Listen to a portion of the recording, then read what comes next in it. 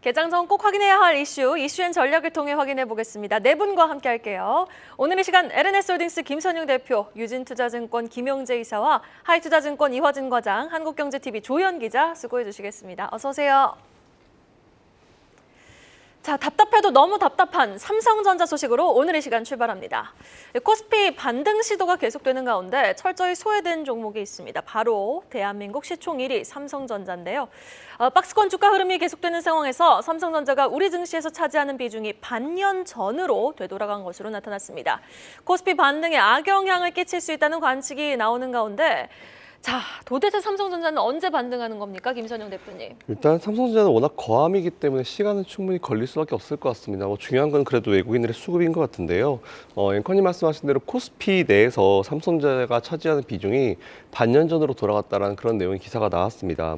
사실 지난 1월 2일이었죠. 그때 당시에 주가가 거의 1년 내 가장 높은 수준이었는데 잘 아신 대로 1월 중순까지 주가가 쭉 밀린 이후에 거의 2달 가까이 횡보하면서 시총 2위인 SK하이닉스 등이 치고 올라오니까 당연히 비중이 떨어지는 건 어쩔 수 없을 것 같습니다. 어제 종가 대비해서 삼성전자의 코스피의 시가총액비를 보니까 18.67% 나오더라고요. 그래서 이게 이달 4일에서 16일 6거래일 동안에 코스피 내 삼성전자 시총을 보니까 보통주가 20.17%고 우선주 20.39%를 합쳐서 22.56%로 나타났는데 지난 금융투자협회가 발표한 지난달 평균인 22.92%보다도 0.36%포인트가 조금 낮아졌습니다. 삼성전자 비중이 최근 12개월 동안 한 달에 거의 제가 알기로는 1% 내로 왔다 갔다 한 적이 없었거든요. 근데 작년 8월 달에 22.15% 그리고 9월 달에 23.06%와 비슷해질 정도로 작년 하반기에 상승률을 거의 다 반납했다라는 이런 결론인데 사실 유가증권 시장 내 기업들이 다 주가가 올라갈 동안 삼성전자는 철저히 소외가 됐습니다. 주변에 삼성전자 투자하신 분들 이거 매도하고 나서 그냥 차라리 하이닉스 넘어갈까 이런 얘기 되게 많이 들었거든요. 그런 가운데 시가총액이 432조 2,213억 원으로 연초 대비해서 43조 9,824억 원 꽤나 줄었습니다. 같은 기였던 코스피 전체 기업들의 시총이 2,417조 2,239억 원에서 2,165조 정도로 늘어난 거 비교해보면 확실히 소외된 게 맞다라는 결론인 것 같은데 이건 사실 대부분 이제 기업 밸류 프로그램 정책 추진과 관련된 기업들이 다 올라버리면서 삼성전자는 혜택을 사실 못 받았잖아요. 그에 대해서 밀렸다고 보시면 될 것 같습니다. 사실 올해 들어서 코스피 지수 전체의 흐름이 좀 부진했다고 좀 보고 싶어요, 저는. 여기에 삼성전자의 답답한 주가가 여기에 한몫을 했다라고 좀 보시면 될 것 같은데 이처럼 시총 1위인 삼성전자의 주가 회복이 좀 치고 올라와야 됩니다. 그래야지 코스피 전반적인 어떤 힘이 좀 가해질 수 있을 것 같은데 일단 그래서 시장은 삼성전자의 실적 회복 시점에 좀 많이 주목을 하고 있는 상황입니다. 일단 오늘 1분기에는 메모리 반도체 영업이익이 6분기만에 흑자 전환될 것이다라는 그런 기대감이 좀 나오고 있는 상황이고요. 일단 문제는 어쨌든 이런 게 있긴 있지만 현재 SK하이닉스의 주가를 열심히 띄워주고 있는 사실 AI입니다. 그래서 AI 주가와 이제 AI가 띄워주는 이것과 관련된 이슈가 좀 나와야 될 것 같은데 아직까지 좀 대놓고 나오지 못하고 있는 상황인 것 같고요.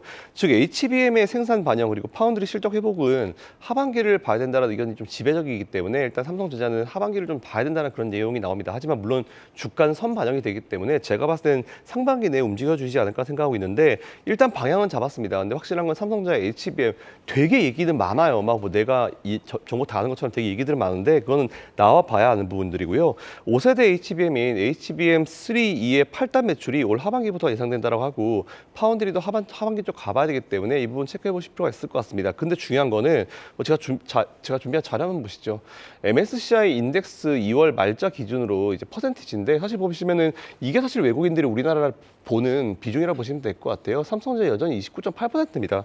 좀 많이 줄어가지고 20% 초반대까지 내려왔다고 하긴 하지만 여전히 삼성전자가 압도적이고요. 여기서 우선주를 포함해서 얘기하게 되면은 거의 35% 3분의 1이 넘어간 수치이기 때문에 이 부분 체크하셔가지고 여전히 외국인들은 삼성전자를 압도적인 비중으로 보고 있다. 이에 따라서 외국인들이 떠나지 않는 이상 삼성전자 버릴 이유가 없을 것 같고 좀 지루하지만 그대로 보유하셨으면 좋겠다는 의견 드리고요. SK하이닉스 똑같습니다. 지금 잘 달리지만 SK하이닉스 되게 지루해서 이거 가냐 안 가냐 망하냐 이런 얘기 나왔던 기업이거든요. 그러니까 좀 충분히 시간은 드릴 필요가 있을 것 같으니까 이 부분 체크하셔가지고 사이트 좀 길게 가지시고 보유하셨으면 좋겠다라는 의견 드리겠습니다. 네, 바꿔 말하면 삼성전자가 주가가 좀 뛰어야 우리 주가 지수도 계속 같이 올라갈 수 있을 것 같습니다. 8만전자 금방 올 줄 알았더니 가깝고도 먼 그런 길이 되고 있는 것 같습니다. 하루빨리 지수 상승 동력이 되어줬으면 좋겠습니다.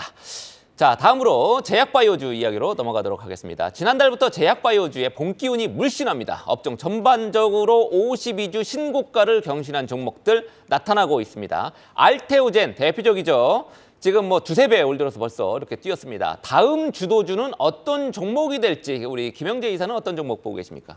일단 최근 반도체와 밸류 프로그램이 약간 주춤한 사이에 바이오 쪽으로 상당히 관심들이 많이 상황인데 바이오 종목들 상승이 이렇게 크게 나타난 거는 크게 세 가지로 볼 수 있습니다. 첫 번째가 대장주인 알테오젠의 출현이라고 볼 수가 있겠고 그리고 두 번째는 올해 금리 인하가 좀 확실시되면서 안전자산 선호 현상이 다시 시장에 나타나고 있다라고 볼 수밖에 없습니다. 그리고 마지막으로는 4월과 5월, 6월까지도 글로벌 학회 기대감이 남아있는데 여기에 또 기대가 있는 종목들이 단기 급등함으로 인해서 이러한 거에 동참하려는 그런 투자자들의 어떤 심리가 작용했다라고 보고 있습니다. 사실 종목은 여러 종목이 지금 거론되고 있는데 저는 개인적으로는 일단 알테오전 자체로도 눌림목 접근은 충분히 가능한 것이 아니겠느냐라고 판단하고 있습니다. 그 이유는 아무래도 이번에 재계약 공시와 관련된 그런 부분은 일정 부분 다 주가에 반영될 수 있겠지만 저렇게 많이 뛰었는데 더 갈 수 있다고요? 네, 5월 달에 MSCI에 그 신규 편입될 수 있는 가장 확실한 종목이 알테오로 지금 보이고 있기 때문에 눌림목에서의 접근하신다면 단기 트레이딩 충분히 가능하지 않을까라고 보고 있고 그리고 이제 유한양인 같은 경우가 얀센의 기술을 수주한 어떤 그 폐암 치료제 렉나자가 지금 8월 빠르면 뭐 상반기 내도 가능성이 있다라는 얘기가 있는데 FDA 승인이 된다면 신약 출시 마일스톤으로 해서 1,000억 원 이상의 어떤 신규 자금을 수취할 것으로 기대할 수 있기 때문에 이런 종목들도 관심을 가질 필요는 있다고 보여집니다. 그리고 지금 최근에 가장 많이 거론되고 있는 에이프릴 바이오라는 종목이 있는데요. 자가 면역 질환 후보 물질 임상 1상을 성공적으로 발표해서 상당히 이제 향후에 기술 수출이라든지 파이프라인 가치가 급상승하는 그런 종목입니다. 특징적인 것은 에이프릴 바이오가 보유한 후보 물질 검색 플랫폼이 글로벌 지금 유일한 것으로 지금 평가받고 있기 때문에 제2의 알테올이 될 수 있는 가능성이 좀 높은 기업이 아니겠냐라고 평가를 좀 받고 있는 상황입니다.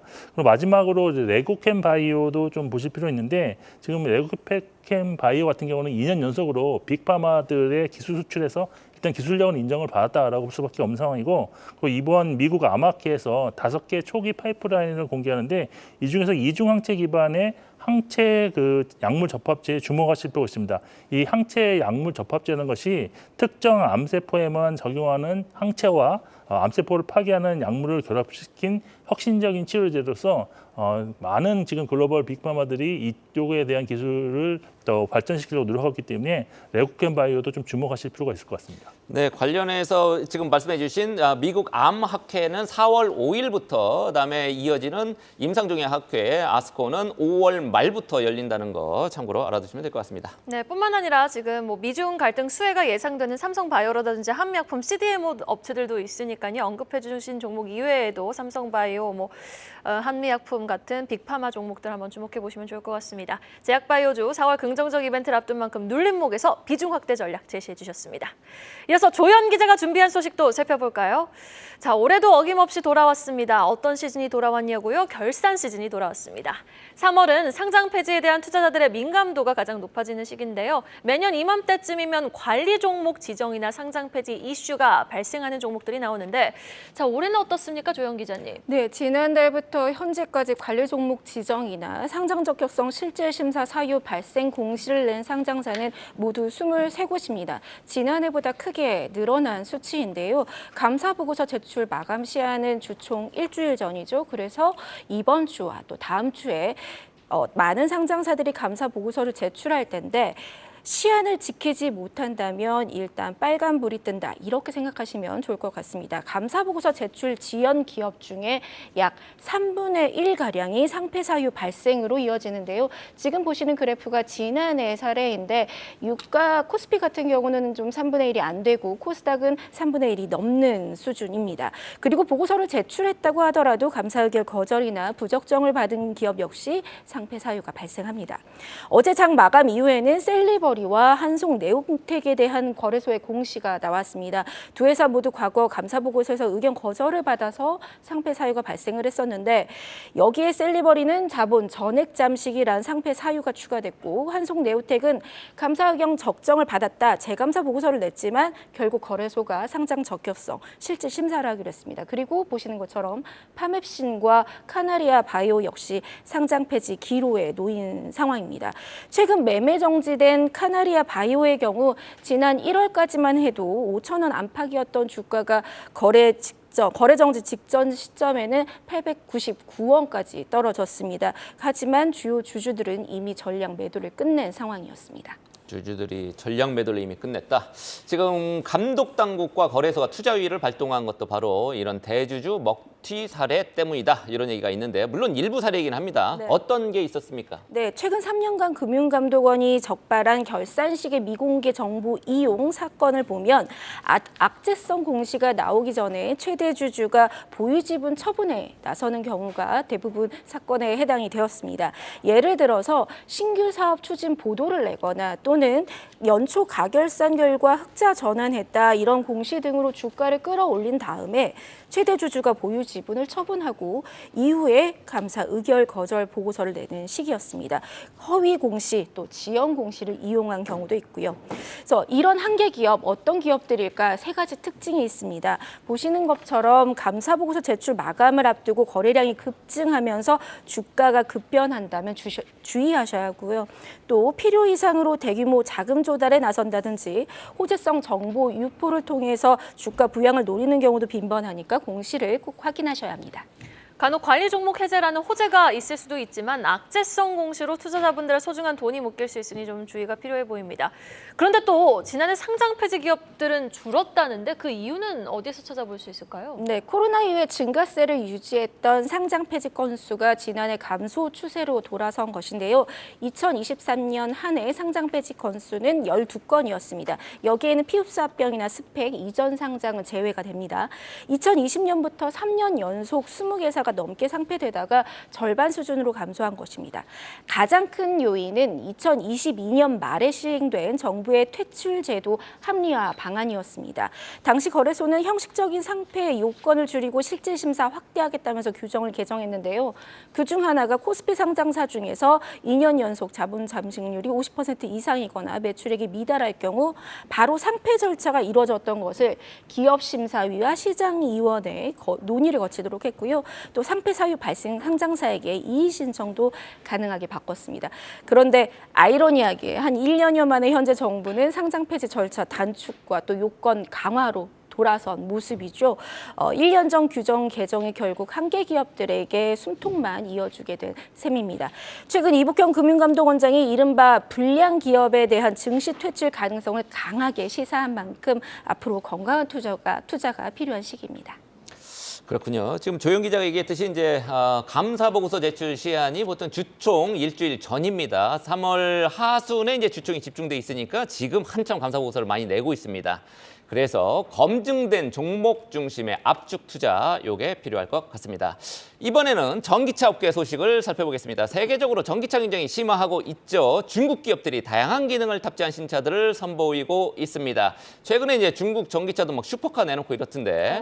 자, 이화진 과장님 어떤 이쪽이죠. 네. 어떤 새로운 기능들이 탑재됐습니까? 네, 뭐 이제 전기차 수요가 계속 부진하다 보니까 이제 중국 전기차 뭐 질이나 뭐 아니면 샤오미나 샤오펑 그리고 BYD 같은 자동차들이 뭐 여러 가지 관련된 옵션들을 좀 추가하는 모습을 보이고는 있습니다. 이제 전기차를 사실 충전을 이제 오래 하다 보니까 관련된 슬리핑 키트 옵션을 만드는 이제 샤오펑 같은 경우는 우리가 차가 이제 충전을 하는 동안에 모든 시트를 이제 매트리스로 이제 전환시켜주는 하는 역할을 하는 슬리핑 키트를 만들고 있고요. 그리고 다른 자동차 같은 경우는 이제 트렁크에서 요리를 할 수 있는 인덕션이나 이와 관련된 제조 물품을 좀 만드는 모습을 보이고 있습니다. 뭐 BYD 같은 경우도 DJI 드론 관련 업체와 이제 제휴를 맺으면서 이제 지붕 위에 드론을 탑재를 하게 되면서 목적지까지 갔을 때 그 상공에 대한 부근을 촬영할 수 있는 역할의 모습을 보이고는 있습니다. 결국에는 올해 3분기에 이제 BYD가 우리나라 국내에도 상륙을 할 것으로 보이고 있는데 이게 단순하게 중국만의 경쟁이뿐만 아니라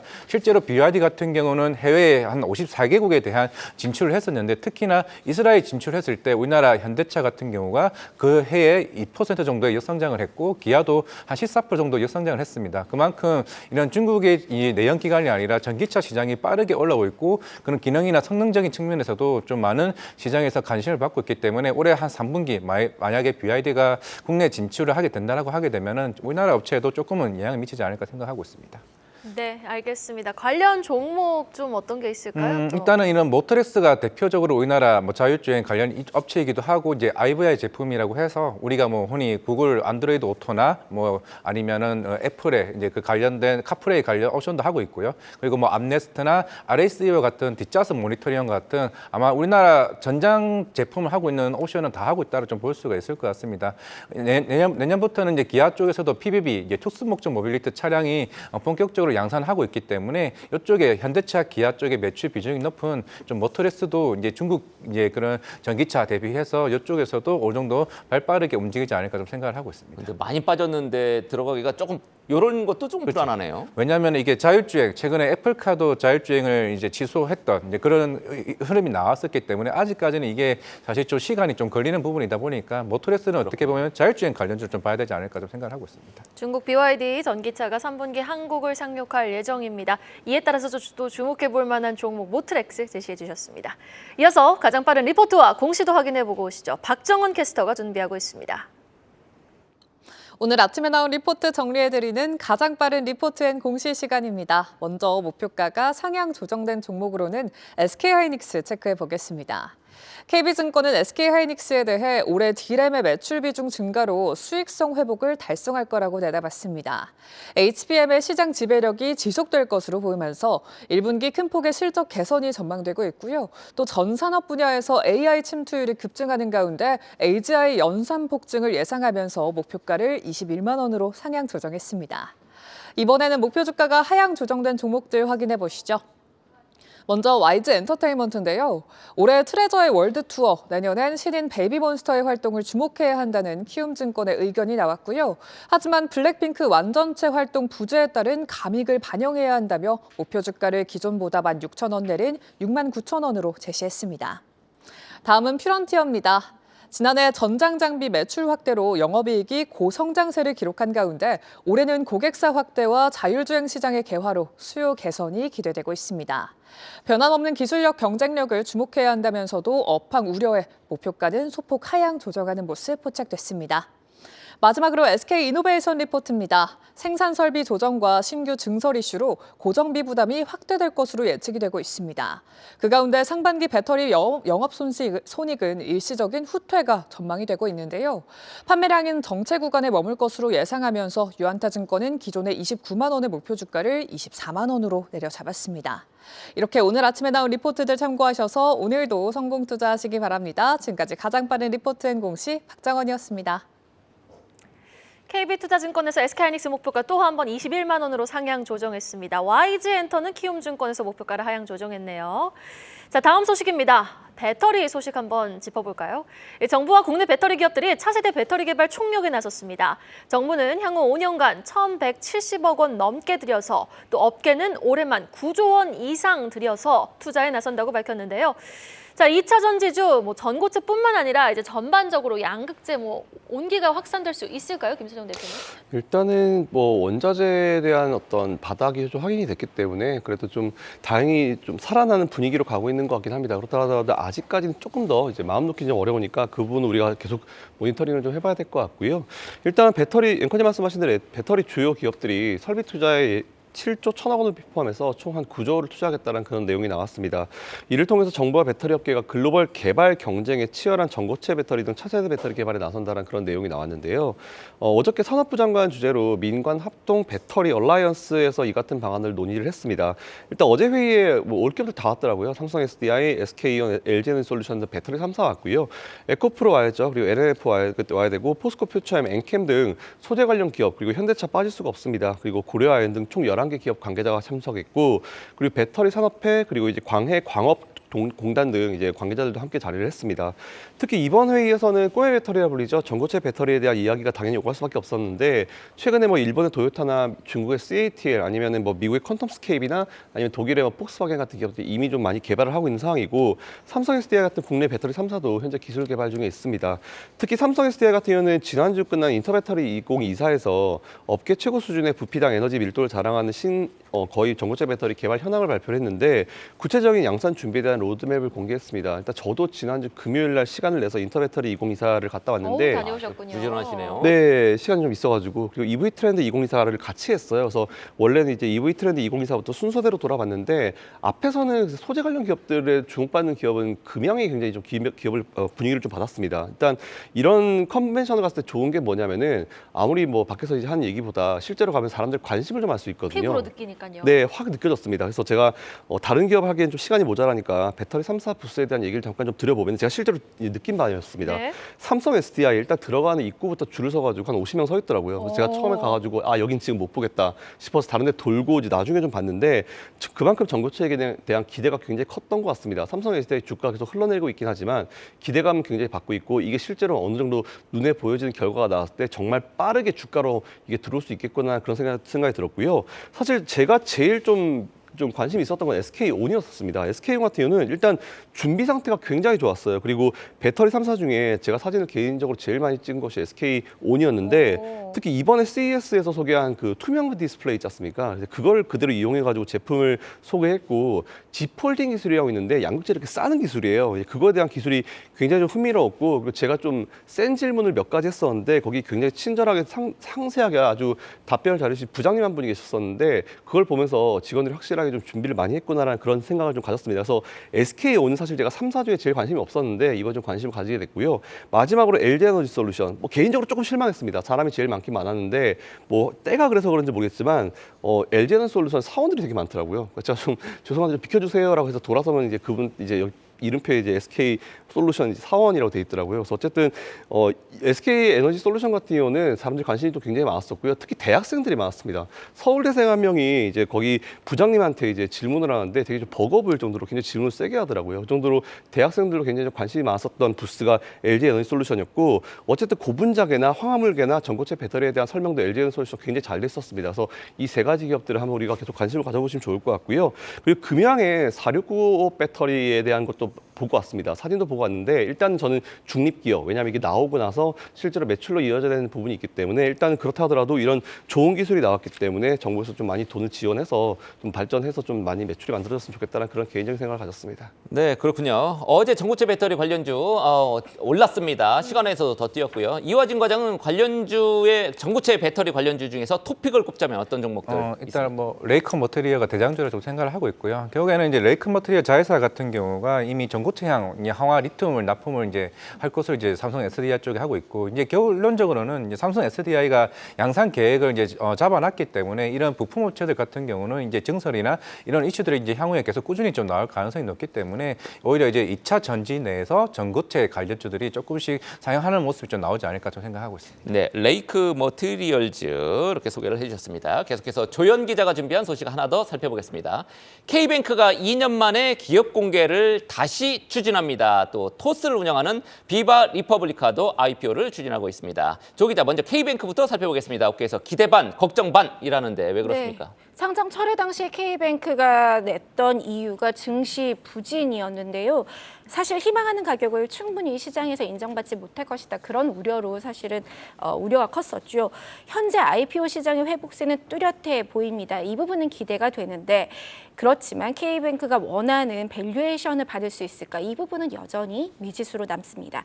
K뱅크의 새 수장이 된 최우영 행장은 최근 이 전체 직원들과의 미팅에서 이 IPO 관련 계획을 밝혔습니다. 직원들이 스톡옵션을 보유하고 있는 만큼 가장 궁금해하는 이슈였는데요. 최 행장의 목표는 상반기 내에 상장 예비심사 청구하고 또 올해 안에 상장을 목표로 코스피 상장을 목표로 하고 있습니다. 이를 위해서 상장 주관사에 NH증권에 더해서 카카오뱅크 IPO를 성공적으로 이끈 KB증권도 지위를 더했습니다. K뱅크가 기대하는 시가총액은 약 7조 원 수준입니다. 하지만 상장 철회 당시에 평가받았던 몸값이 한 4조 원 정도 수준이고 오히려 이후에 실적이 더 안 좋아졌습니다. 그러니까 지난해 중저신용대출이 늘면서 충당금을 더 많이 쌓았기 때문인데요. 수익성을 증명하려면 수신, 그러니까 대출 잔액이 늘어야 하는데 이를 위해서는 자본 조달이 필요하죠. 그래서 IPO에 강한 드라이브를 걸 수밖에 없는 상황입니다. 그렇군요. 한 차례 또 고배를 마셨던 만큼 단단하게 준비를 했을 것으로 보이는데 그런데 시장에선 더 관심을 갖고 있는 게 토스, 비바 리퍼블리카라고요. 맞습니다. IPO의 가장 첫 단계인 상장 주관사 선정 작업을 보면 업계가 얼마나 기대하고 있는지 알 수 있습니다. 오히려 K뱅크보다 비바 리퍼블리카 상장 주관사 경쟁에 더 많은 증권사들이 몰렸는데요. 덕분에 미래에셋과 한국투자, 삼성증권 이렇게 주관사들을 꾸릴 수가 있었고요. 아직 23년도 사업보고서 공개 전이지만 실적 호조도 기대되고 있습니다. 토스의 매출 지난해 3분기까지 1조 원을 돌파했고 토스뱅크와 증권이 3년가의 적자를 끊고 흑자 전환에 성공하기도 했죠. 이 중 토스뱅크는 인터넷 뱅크 중에 출범이 가장 늦었지만 고객 수가 900만 명을 올 초 돌파하면서 K뱅크의 바짝 따라붙었습니다. 여신 잔액은 K뱅크가 앞서고 수신은 토스가 앞섭니다. 여기에 토스는 페이와 증권 그리고 대출 보험 카드 중개 서비스를 갖고 있고 또 이 월간 활성 이용자 수라고 하죠. 이 앱을 이용하는 MAU가 1,500만 명을 넘어서 이 광고 서비스도 큰 수익을 내고 있습니다. 그래서 실제로 IPO 주관사 선정 과정에서 기업 가치가 최소 15조에서 20조 원으로 제시된 것으로 알려져 있는데 이는 카카오뱅크 현재 시총 13조 원을 웃도는 수준입니다. 과도하다는 지적도 나오고 있지만 시장에서는 최초로 데카콘의 증시 입성이 성공할지 주목하고 있습니다. 네, 이어서 빗썸 코리아죠. 가상자산 거래소 빗썸 코리아도 내년을 목표로 IPO 지금 준비 작업 착수를 했다라는 소식도 있습니다. 네, 맞습니다. 비트코인 급등과 맞물리면서 K뱅크와 빗썸 IPO에도 탄력이 붙을 것으로 보이는데요. 두 기업의 IPO 상황에 따른 관련주 주가 추이 함께 지켜보시면 좋겠습니다. 마지막 소식입니다. 최근 인기를 끌고 있는 ETF 상품 소식 준비했습니다. 엔화 가치 상승과 미국 채권 가격 상승을 동시에 노리는 ETF에 뭉칫돈이 쏠리고 있다고 하는데요. 이런 ETF가 있었습니까? 어떤 상품입니까, 김영재 이사님? 네, 사실 환율과 금리는 장기적으로 보면 일정한 그런 궤적을 가지고 일정하게 움직이는 그런 게 있는데 이런 것을 잘 이용한다면 안정적인 수익을 낼 수 있다는 특징이 있습니다. 최근 개인 투자자들도 이런 점을 착안해서 매수에 나서고 있는 ETF가 있는데 KB스타 미국제 30년 에너지 합성 H라는 코드번호 472870을 최근 한 달간 282억 원 순매수 중에 있습니다. 이 ETF는 달러와 엔 사이에는 해지가 되어 있지만 원화와는 해지가 되어 있지 않기 때문에 엔화가 강세로 전환할 경우 수익을 낼 수 있는 것과 동시에 지금 미 연준 금리 인하로 미국 채권 가격 상승을 동시에 노릴 수 있는 상품인데 장기간 지속되어 온 일본 중앙은행의 어떤 완화적 통화 정책이 3월 중순 이후에는 긴축으로 전환될 수 있기 때문에 이런 것을 노린 상품이라고 할 수 있겠습니다.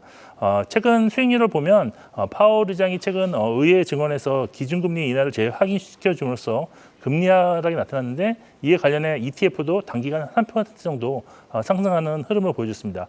일단 ETF 투자 시 유의할 점을 잠시 말씀드리면 동일한 상품이 있을 경우에는 시가총액이 큰 종목으로 좀 선호를 하셔야 되는데 아무래도 유동성이라든지 이런 것이 좀 투자자의 쏠림 현상이 나타날 경우에는 유동성이 작은 시가총액이 작은 종목은 기초자산가의 왜곡 현상이 나타날 수 있기 때문입니다.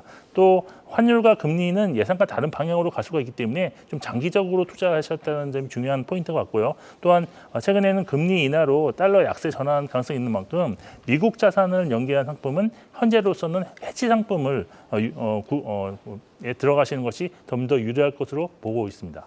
우리 김 이사가 소개한 미국채 엔화 노출 ETF 여기에 돈이 쏠리는 거 보면 진짜 스마트한 분들 투자자분들 참 많으신 것 같아요. 맞아요. 미국국 국채 금리 이제 하락하고 엔화가 강세로 갈 거를 예상하고 지금까지는 뭐 거꾸로 움직였습니다만 손실 좀 보고 계시죠. 어쨌든 앞으로 그런 예상이 강한 만큼 돈이 많이 쏠리고 있다. 지금 그 얘기까지 지금 해주셨습니다. 자, 마지막으로 오늘 현재 시간 8시 22분 막 지나고 있죠. 바쁘시죠 오늘. 오늘 개장 전에 꼭 체크해봐야 될 포인트 어떤 것들이 있는지 이화진 과장이 전해주시겠습니다. 네, 뭐 어제부터 이제 썸머 랠리가 바뀌면서 썸머 타임으로 바뀌게 되면서 이제 미국 오늘 2월 소비자 물가 지수가 9시 반에 이제 발표가 됩니다. 전월 대비해서 3.2% 오늘 컨센서스가 대략 나오고 있고 이제 근원 물가 지수는 3.7% 이제 예상치가 나오고 있는데 네, 물론 3.1% 네, 예상치가 그렇습니다. 네, 헤드라인. 네, 그렇죠. 이제 에너지 이제 작년에 이제 물가가 좀 지난달에 좀 올라오게 되면서 조금 에너지 가격에 따라서 좀 분위기는 좀 달라질 수 있을 것으로 보이고 있고, 그리고 두 번째는 이제 3면이 오늘 이제 공모 청약이 이제 시작이 됩니다. 지난 이제 에이프릴 같은 경우가 워낙 이제 관련해서 조금 이제 APR입니다. 죄송합니다. APR이 워낙 이제 경쟁력이 높았음에도 불구하고 주가가 좀 굉장히 좀 안 좋았었는데 계속 빠지고 있죠 지금. 예, 그래서 오늘 관련 사면도 사실 기간 공모 경쟁률은 굉장히 좋긴 했습니다. 그런 측면에서 오늘 공모 관련 청약이 시작이 되고요. 그리고 이제 8시 반쯤에 일본 PPR 지수가 발표가 됩니다. 다음 주에 이제 BOJ 회의가 열리게 되는데 이번에 마이너스 금리에 대한 철폐 얘기가 나오게 되면서 지난 CPI 같은 경우도 예상치보다 굉장히 높게 좀 나왔었기 때문에 아마 오늘 PPI 한 10분 뒤에 좀 나올 것으로 보이고 있는데 그에 대한 영향도 오늘 영향이 미치지 않을까 생각하고 있습니다. 계속해서 다양한 경제 이슈를 알고 싶다면 구독과 좋아요, 알림 설정 부탁드립니다. AI 캐스터 권미정이었습니다.